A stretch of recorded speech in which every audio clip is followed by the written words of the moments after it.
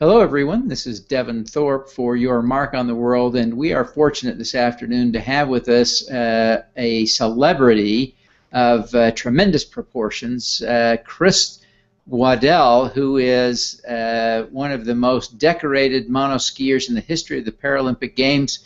He is also the founder of One Revolution and was once named one of the 50 most beautiful people in the world. Was it by People magazine? It Christopher? was Paralympic magazine. Yes, it was. So you can't do much better than that. I mean, I can't imagine anything I would rather be than one of the 50 most beautiful people in the world. So congratulations, Christopher, and Thanks. welcome. We're glad to have you here. 98.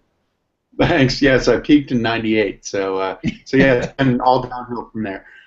I'm sure that's not the case, but we're thrilled to have you, and thank you for taking the time. So, Chris, do you want to just take a minute and tell us about One Revolution, what you're doing, and what its purpose is? Sure. Well, the purpose, the mission of One Revolution is to turn perception of disability upside down. And in a lot of ways, disability, the association with disability, is something that is less. And so what we're trying to do is take different ways, because we as human beings have an amazing ability to adapt. And sometimes those things that were perceived disabilities actually end up becoming strengths, or strengths in some ways, and things that we can share with other people. So like when I climbed Mount Kilimanjaro back in 2009, that was a way to turn perception of disability upside down, because I can't tell you how many people came up to me afterwards and said, I could never do that on two legs. And it's like, okay, well, yeah, that's kind of what we're going for. Right. Well, that's terrific. So tell us a little bit about the Kilimanjaro climb.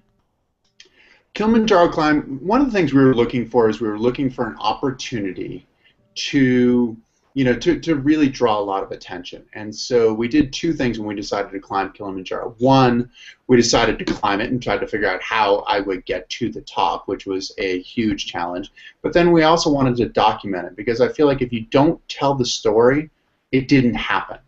So we wanted to make sure that we could tell that story, and there's a lot that goes into telling that story. One, in telling the story and documenting it, but then also in getting that story out, which this month, we're actually the film of the month for Spiritual Cinema Circle. So they are featuring our One Revolution film as their monthly. They send out a film every month, and so we are the month of July, which is really cool. So yeah, I mean, it was 6.5 days up, a day and a half down, and about 2 years of the most difficult work was actually just getting there. Wow, wow. So,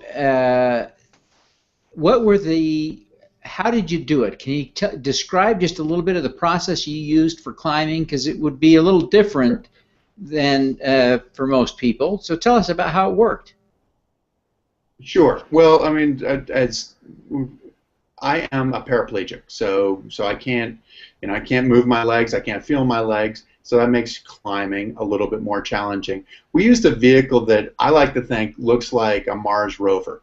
It's hinged in the middle, it's four-wheeled, each wheel will move independently as much as 14 inches, so you get this rock crawler kind of aspect to it. That is married to arm pedal power. So basically, it's kind of like taking a bike, taking the technology of a bike, but I pedal it with my hands. So I'm sitting in a position that's kind of like a canoeing position almost, where I'm in a kneeling position. My lower legs are parallel to the ground, and I'm leaning forward onto a pad that, one, keeps my chest upright, but two, allows me to steer just by moving left and right.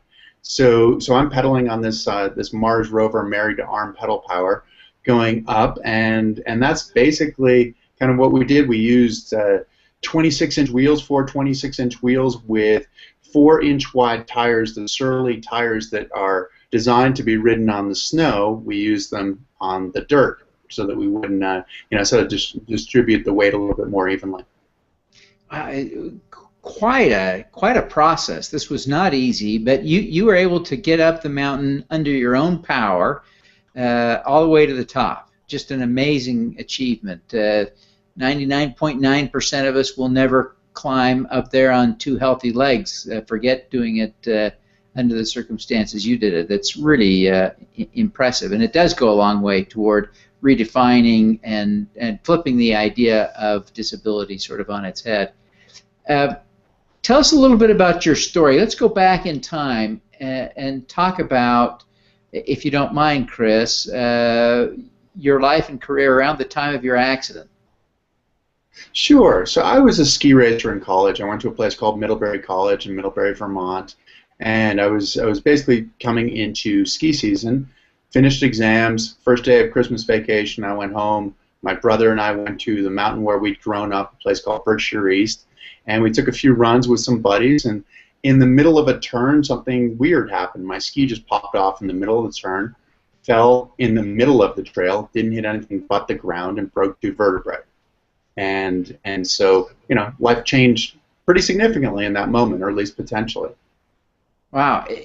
You know, I don't know. There's probably no one that skis that hasn't had an accident like that, and yet most people walk away. It must have been a devastating feeling to go through that process, and yet you sort of bounced back pretty quickly from that, didn't you?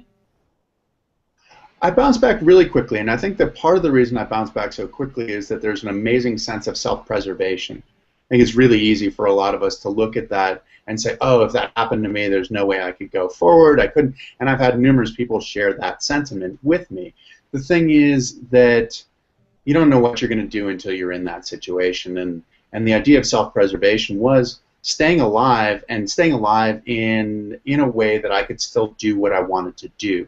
That was the really big challenge, and I didn't want, because my picture of who I would be at that point was that I would be some sort of invalid, that I would be stuck in a room wherever, and stuck on the sidewalk, and nothing that was really all that interesting.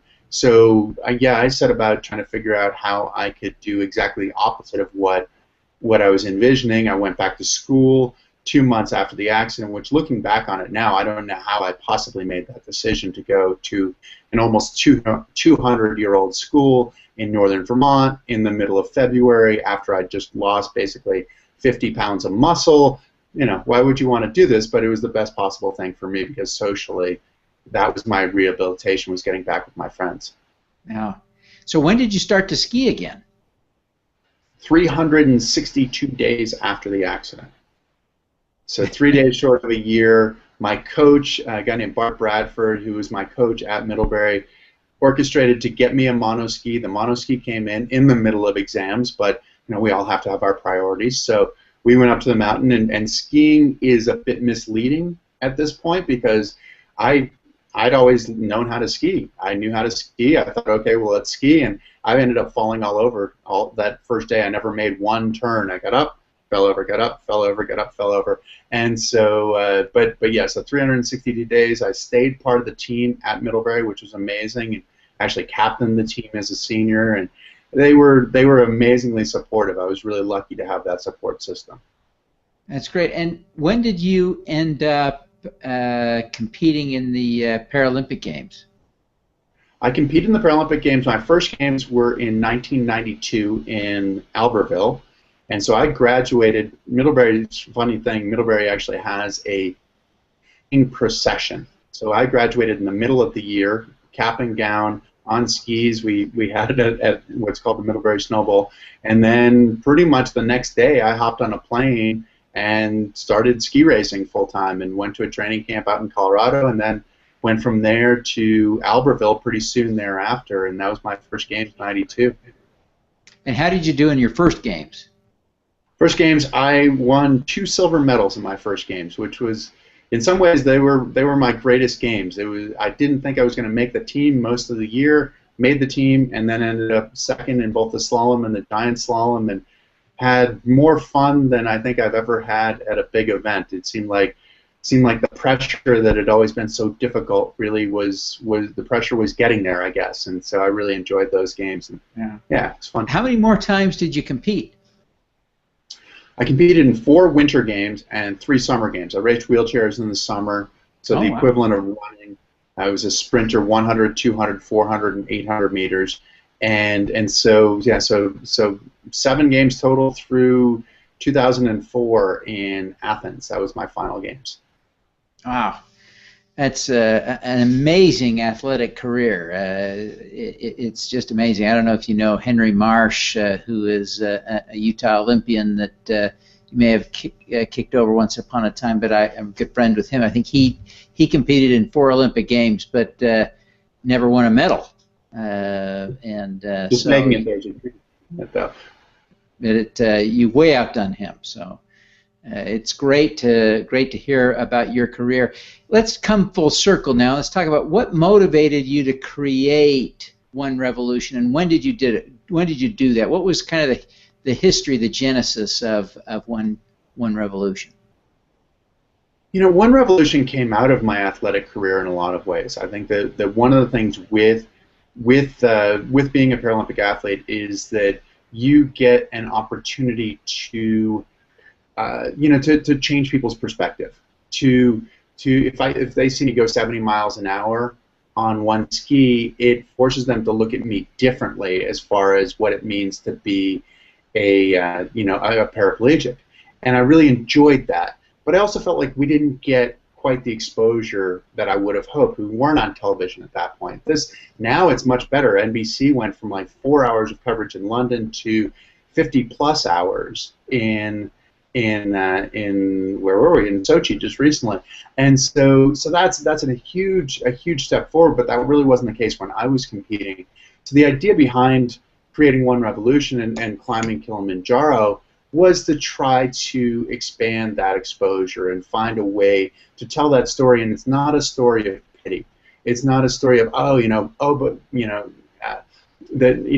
I were in your situation, I would hope. It's like, well, you know what? You are in my situation. And the idea, our motto is, it's not what happens to you, it's what you do with what happens to you. And that's as appropriate for me as it is for you, as it is for anybody who's listening out there, because things are going to go wrong. And the idea was to try to figure out how we could bring this together to find a common ground, as opposed to sort of raising my hand and saying, you need to recognize me for who I am, because, as valid as that might be, I don't think it really works all that well.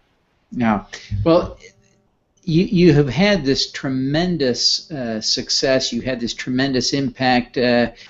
Today, what are some of the things that you're doing today with One Revolution in order to continue to share the message and have the impact you want? Well, obviously, I stated that we are the Spiritual Cinema Circle. We are their Film of the Month, which is amazing. And our team, Amanda Stoddard, Mike Stoner, Pat Reddish, Ryan Gass, did an amazing job on this film, which is recommendation to anybody who does anything like this. If you do it, bring a great team, because they tell a great story. But so we're doing that. We're also in September, we're going to spend September in the Northeast doing our Name Tags program, which is our educational program. Name Tags looks at the labels that we put on ourselves and others, which are often our limitations. I can't do this because ... And we're really, really very good at that. And so many kids now are so diagnosed with this and that, and there are things that persist. One of your teachers tells you, well, you're really not very smart, and you think the rest of your life you're really not very smart, where that might have really been a misplaced statement by that teacher. And so what we're trying to do is figure out, one, how we can instill a sense of resilience in the kids. Things are going to go wrong. It's not what happens to you, it's what you do with what happens to you. But the other part of it is, how do you figure out who you are and what you're good at and what your passion is? Because it's so easy to spend your life in school trying to fit in, and if we spend all our time trying to fit in, we leave school and we have no idea who we are. And we're part of that group, as opposed to figuring out, okay, this is who I am, this is what motivates me, this is what I want to do. And so we're trying to figure out a way that we can do that with kids. And the third part is instilling in them a sense of community, that oftentimes we're dictated to by our parents, by the teachers, the administrators, and really ultimately at some point we have to take responsibility for the community around us. And so the idea is that if you're going to take a risk to figure out who you are, then you have to be willing to let other people take a risk. So we're doing this through, probably, I think, from as far north as Montreal down to New York City. So it should be really cool. It'll be a month on the road, which sounds a little bit brutal. We'll probably do somewhere between 40 to 60 presentations, but I absolutely love it. This is one of those things that doing 4 presentations in a day, there are times that I'm totally exhausted and I think, well, this is still exactly where I want to be. Oh, that's fantastic. Well, let's talk about how people can engage with you in One Revolution. I want to make sure that people tie together what they're hearing from you with something actionable. So, who are the people that you most want to reach out to you, and how should they do it? Wow. You know, I think that building a community, it really is. We're talking about building a community with as many people as possible, and we all have our reasons for, you know, feeling like, you know, if we're turning the perception of disability upside down, we all have our reasons to feel like we're disabled on some level. You know, that I'm not good enough at this or that or whatever it is, and the thing is, so I think that in a lot of ways we're bringing the whole community together. Our website is a great place to come and see us. It's www.one-revolution.org. That's a great place. I've been doing periodic blogs for the Huffington Post as well, which is another way to kind of stay connected with what we're doing. Come see us on the East Coast if you're interested. You can connect with us at info@OneRevolution if you want us to come to your children's school when we're on the East Coast in September. We would absolutely love to do that. You know, I think that those are the biggest things, and those are the ways that they can do it right now, and hopefully we'll continue to find different community events and be able to come to your community in a way that makes it more personal. Oh, fantastic. Well, Chris, I really thank you for taking the time to be with us today. I congratulate you on all of your success and wish you continued success in your great work. You're really a great role model for all of us. Thank you, Devin. It's been a total pleasure. Thanks for making it so easy for me. All righty. Well, let's do some good. Perfect.